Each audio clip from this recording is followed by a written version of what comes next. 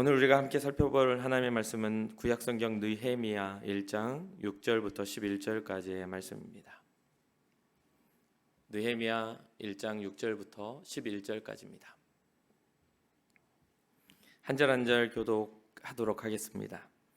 이제 종이 주의 종들인 이스라엘 자손을 위하여 주야로 기도하오며 우리 이스라엘 자손이 주께 범죄한 죄들을 자복하오니 주는 귀를 기울이시며 눈을 여시사 종의 기도를 들으시옵소서. 나와 내 아버지의 집이 범죄하여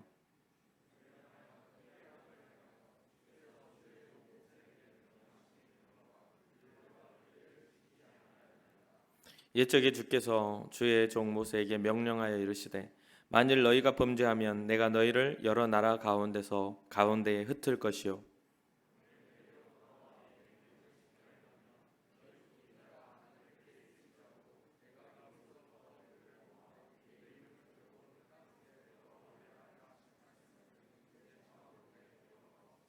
이들은 주께서 일찍이 큰 권능과 강한 손으로 구속하신 주의 종들이요 주의 백성이니이다.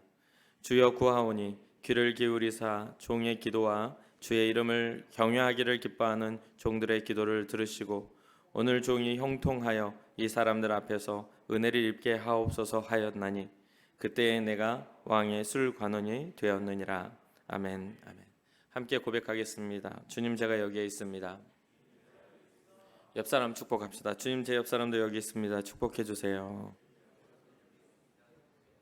아멘. 우리의 고백입니다. 우리는 예수님의 사람입니다. 우리는 예수님 안에 있습니다. 우리의 삶에는 예수님의 흔적이 있습니다. 아멘. 아멘. 지난 한 주간은 우리 교단의 116년 차 총회가 있었던 날입니다. 한 주였습니다. 저도 이제 교회 선임 목회자 부목회자이기 때문에 담임 목사님을 모시고 그 총회에 처음으로 제가 목회를 하면서 총회에 참석을 해보았습니다. 정말 많은 분들이 그곳에 모여서 교단의 일들을 논의하고 또 교단의 일꾼들을 뽑는 그런 시간이었습니다. 또한 여러분들도 또 저도 관심을 갖고 중보하였던 우리 담임 목사님께서 교단 부총회장 이 선거에 출마를 하셨는데 감사하게도 부총회장에 당선이 되셨습니다. 여호수아 3장 5절 말씀을 붙잡고 성결을 회복하는 그러한 교단, 그리고 그러한 꿈을 가지고 정직하게 행했던 그러한 길들 속에 하나님이 은혜를 내려주셨다라고 저는 생각합니다. 담임 목사님께서 종종 하시는 말씀 중 하나가 대표 주자가 돼야 한다. 부산의 대표 주자, 교회의 대표 주자. 대표 주자라는 것은 달리기를 할 때 대표로 나오는 사람, 그런 개념이잖아요. 그러니까 우리가 신앙인의 대표 주자가 돼야 한다라는 그런 말씀을 자주로 하십니다. 그런데 이 말씀에는 중직에 앉자, 큰 어떤 명예로운 자리에 앉자, 이런 의미가 아닙니다. 그렇죠? 그런 대표 주자가 된다는 것은, 신앙인의 대표 주자가 된다는 것은 신앙인의 양심을 가진 영향력 있는 신앙인의 삶을 살자는 뜻이죠. 예수 그리스도인다운 삶을 살아가자. 그리고 그러한 사람들이 모여 있기 때문에 이 교회가 본을 보이는 그런 대표 주자가 되어야 한다는 그런 의미에서 항상 강조를 하시는 부분입니다.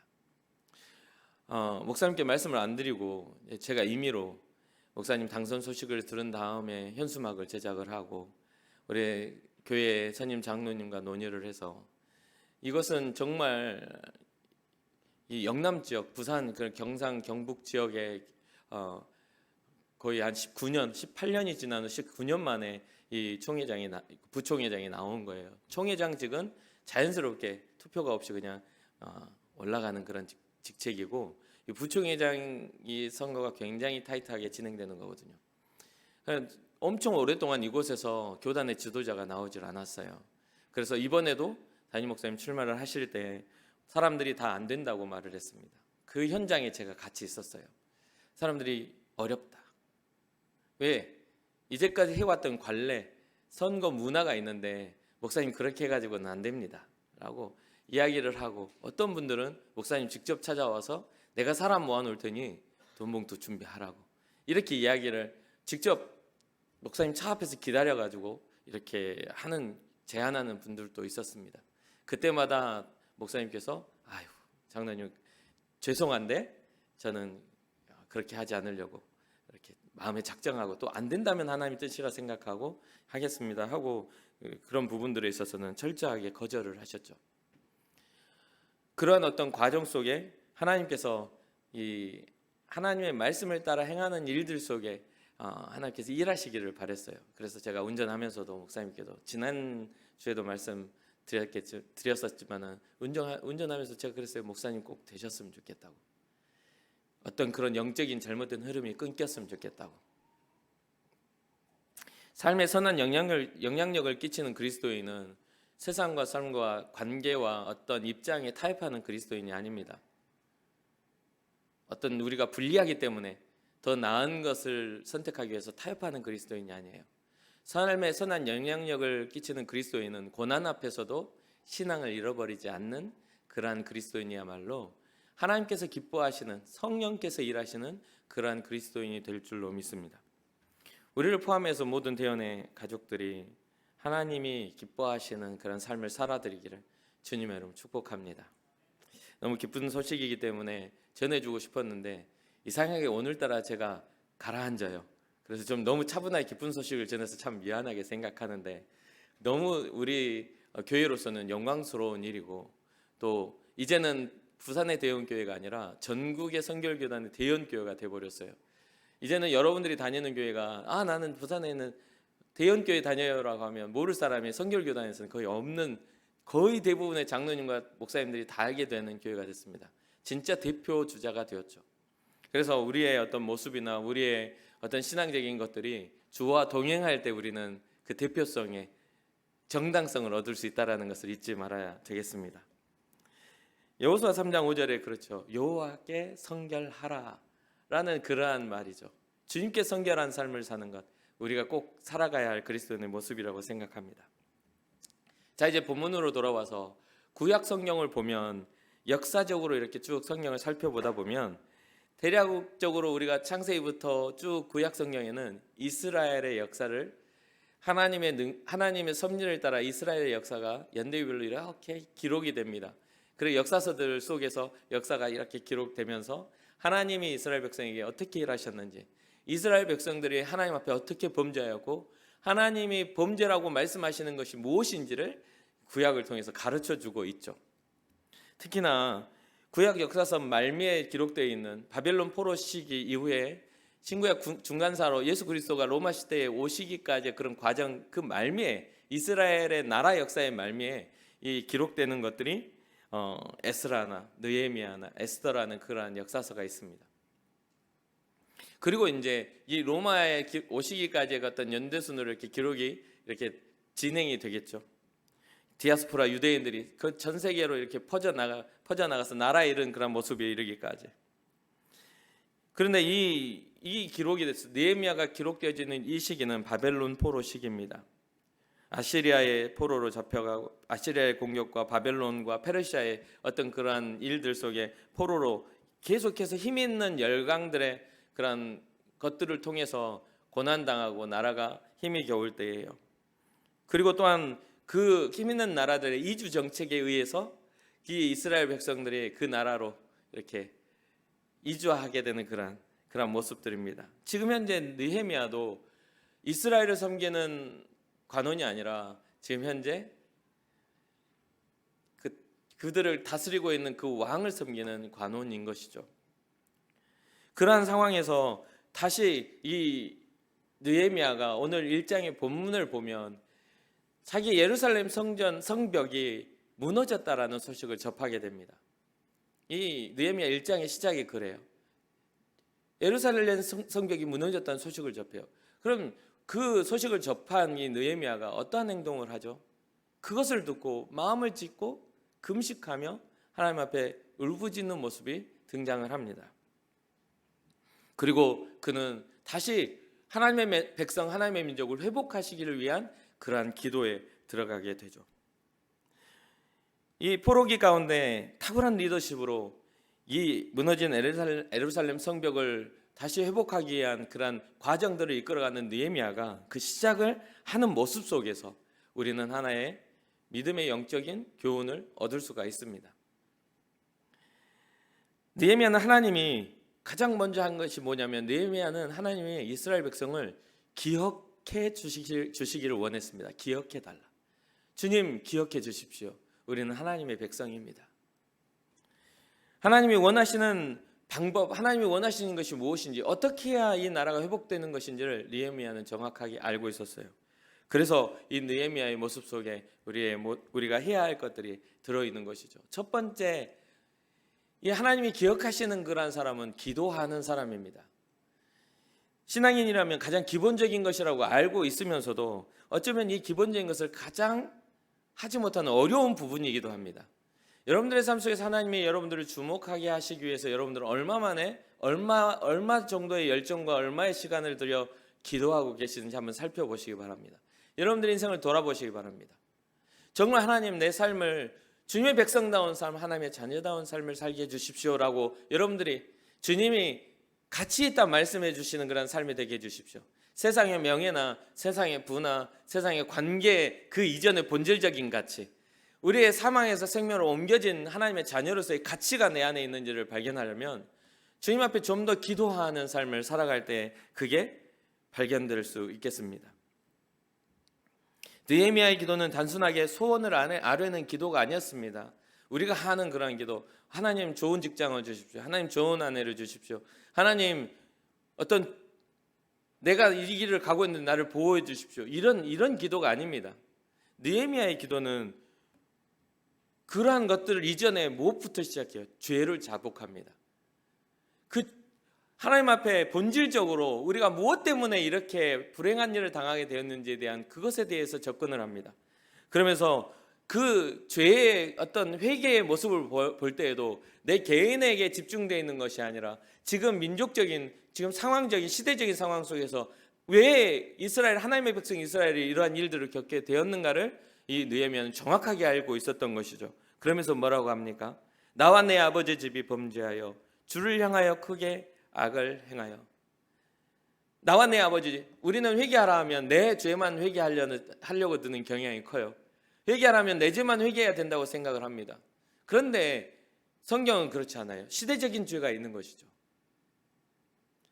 믿음의 사람들, 시대를 이끌었던 사람들은 대부분 시대적인 죄에 대하여 대적하였습니다.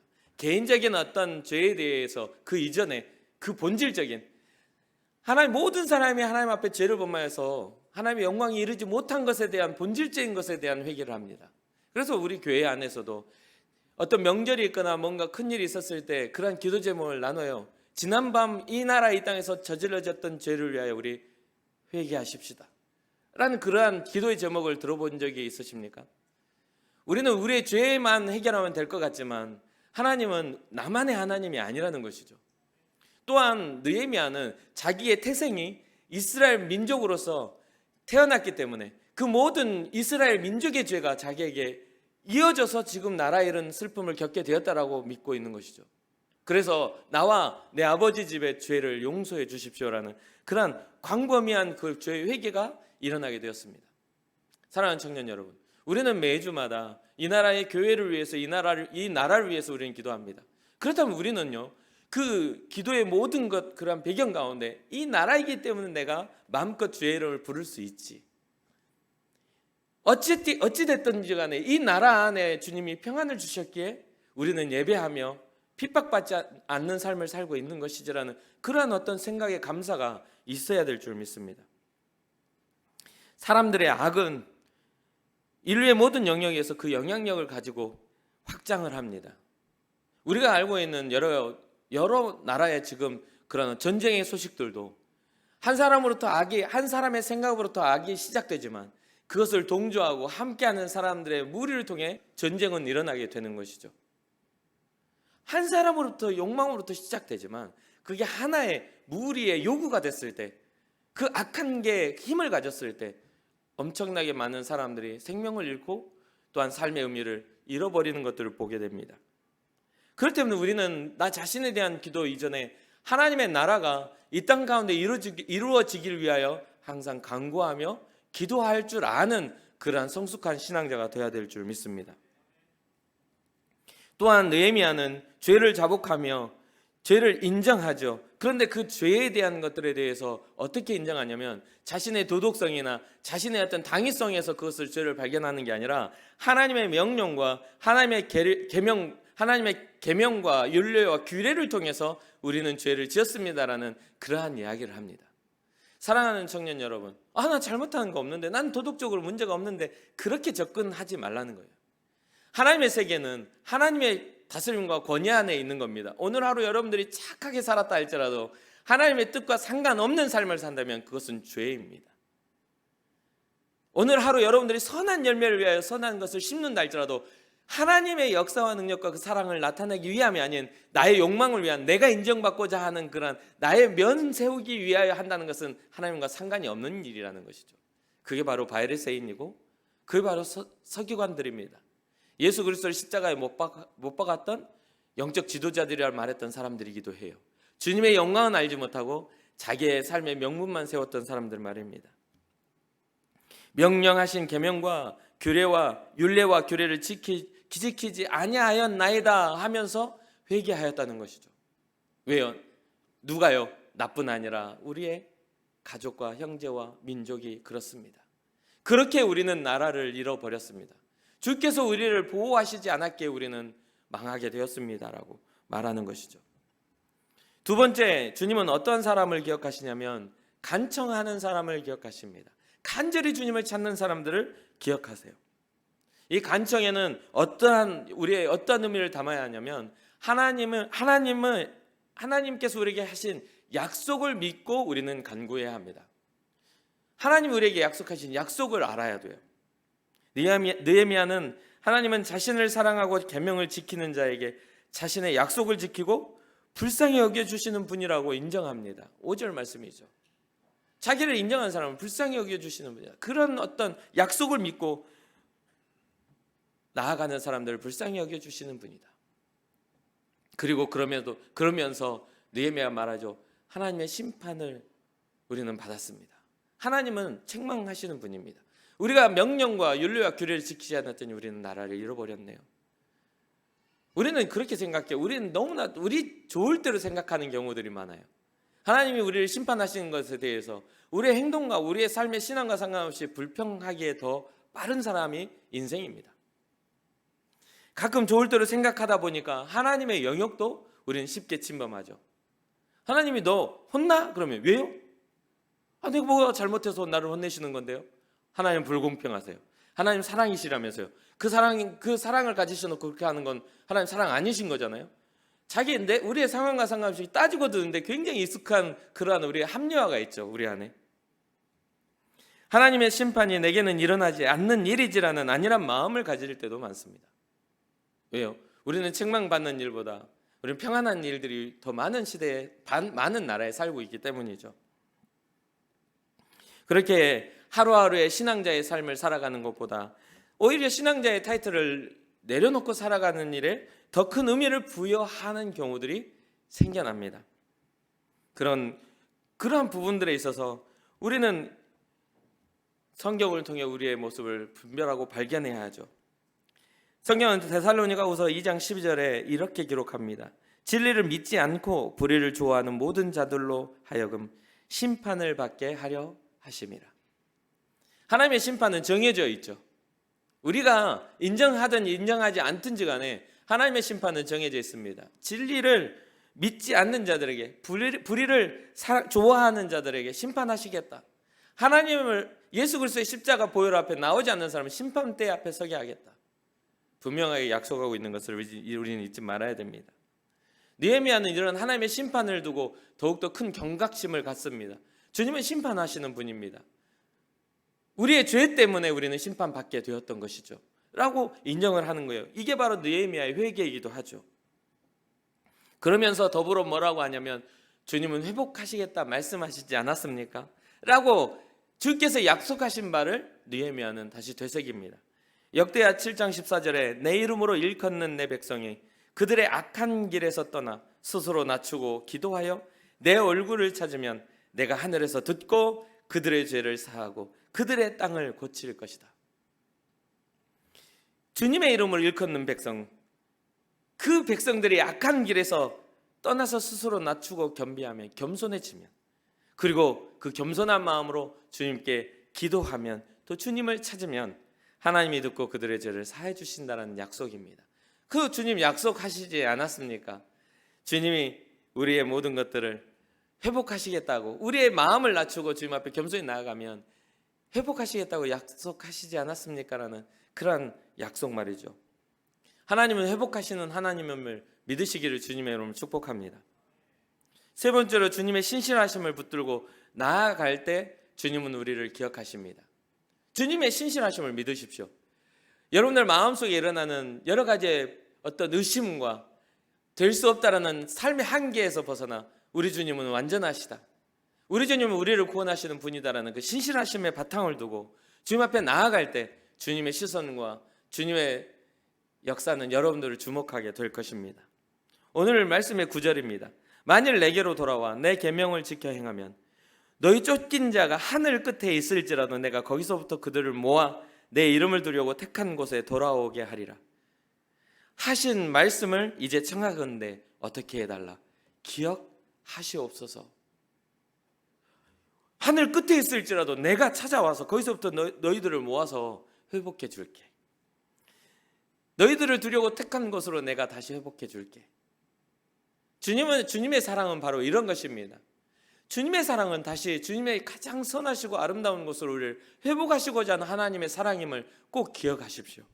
여러분들 삶 속에 여러 가지의 문제들과 삶의 무게가 여러분들을 짓누른다 할지라도, 여러분들 삶 속에 때로는 실패와 좌절과 절망으로 여러분 삶의 가치가 정말 땅바닥을 뚫고 들어가 지하까지 들어가 있다 할지라도, 우리를 가치 있다 말씀하시며 그 지하에서도, 아니 하늘 끝에 숨어 있는다 할지라도 그곳에서부터 불러 모아 하나님의 선하신 일을 이루어 가실 것들을 기대하십시오. 그러면서 여러분도 기도하시기 바랍니다. 하나님 약속하시지 않았습니까? 그 약속을 기억해 주세요.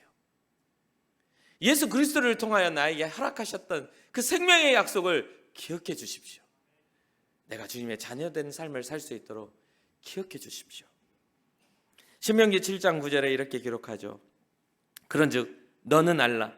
오직 내 하나님 여호와는 하나님이시요 신실하신 하나님이시라. 그를 사랑하고 그의 계명을 지키는 자에게는 천대까지 그의 언약을 이행하시며 인애를 베푸시되. 어떤 사람에게? 그를 사랑하고 그의 계명을 지키는 자에게는 천대까지 그의 언약, 주님의 약속을 이행하신다고 말씀하고 계십니다. 사랑하는 청년 여러분, 여러분과 저의 삶이, 저의 인생이 주님을 더 깊이 사랑할 수 있는 그러한 은혜가 있기를 주님의 이름으로 축복합니다.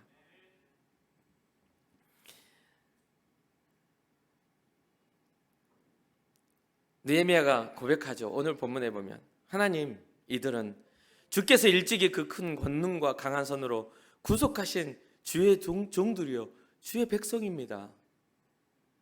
지금 나라를 잃고 예루살렘 성벽이 무너져 있는 이 민족은 일찍이 주님이 큰 능력으로 구원하셨던 그 민족입니다. 나의 소유라고 말씀하셨고, 나의 백성이라고 말씀하셨고, 나를 위한 제사장 나라라고 말씀하셨던 그 백성입니다.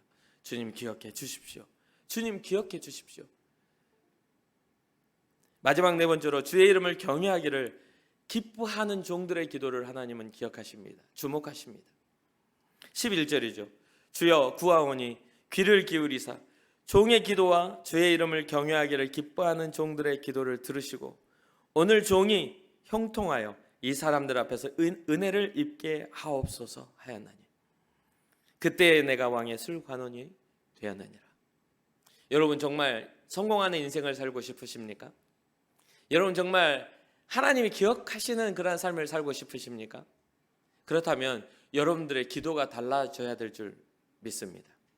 여러분들의 기도를 확장시키십시오. 하나님의 소원을 이루는 삶을 살기를 위해서 기도하십시오. 하루하루 연명하는 삶이 아니라, 하루하루 정말 포기하지 못해 살아가는 삶이 아니라, 하나님이 내게 허락하신 사명을 가지고 하루의 삶이 하나님이 기뻐하시는 그 섭리를 성취하며 살아갈 수 있는 그런 비전을 소유한 그런 사람이 되기를 주님의 이름으로 축복하십시오. 주님의 이름으로 축복합니다.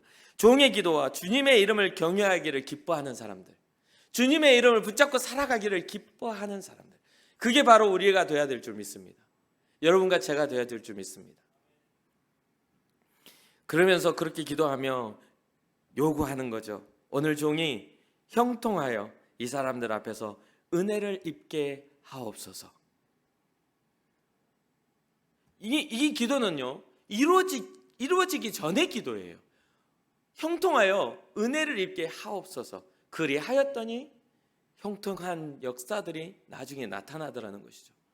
우리의 기도는요, 이미 나타나고 우리가 열매 맺은 것들에 대한 기도가 아닙니다. 앞으로 이루어지고 앞으로 소망되어지고 우리가 바라보며 나아갈 그 일들에 대한 그런 기대와 소망의 기도가 되어야 될 줄 믿습니다. 사랑하는 청년 여러분, 우리의 기도가 주님의 이름을 기뻐하고 있는지를, 우리의 삶이, 우리의 신앙이 주님을 기뻐하고 있는지를 살펴보시길 바랍니다. 우리의 형통의 이유가 하나님의 은혜에 있음을 인정하고, 우리가 정말 인생에 있어서 한번 왔다 가는 인생 속에 주님이 기억하시는 삶의 흔적들을 남겨서 나중에 우리의 삶의 끝에 다다랐을 때, 우리 주님 앞에 섰을 때 자랑할 것이 있는 여러분과 제가 되기를 주님의 이름으로 축복합니다. 이 느헤미야가 했던 기도의 모습들, 이 기도의 모습들을 꼭 기억하십시오.